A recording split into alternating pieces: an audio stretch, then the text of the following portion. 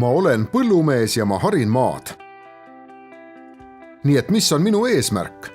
Saak loomulikult. Ma väetan oma põlde, kuid ma ei saa soovitud tulemust. Miks? Kujutlege väetiseid tünnina. Seal on tsink, magneesium, kaalium ja kõik toitained, mis on viljakuseks vaja. Kuid saak ei ole optimaalne. Ärge muretsege, see on normaalne. Et oma taimi kasvatada, pean ma arvestama ka mulle omadustega. Tema struktuuriga, tema kaltsiumi sisaldusega ja lõpuks tema huumuse sisaldusega. Siin tulebki mängu Humistar. Tema mõju mulla struktuurile suurendab toitainete kättesaadavust. Kuid mitte ainult. Humistar stimuleerib ka juure arengut.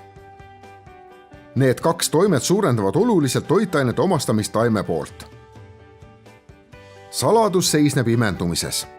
Ma ei taha toita mulda, ma tahan toita oma taimi. Ja Humistar aitab mind mitmel viisil. Optimeerib mulla kvaliteeti, parandab idanemist, arendab juuresüsteemi, kiirendab toitainete imendumist ja lõpuks suurendab saaki. Peale selle, Humistar on orgaaniline toode ja on lubatud enamikus Euroopa riikides. Nii et täna olen ma õnnelik põllumees. Ma toodan sama väetise kogusega rohkem. Ja kõike seda tänu Humistarile.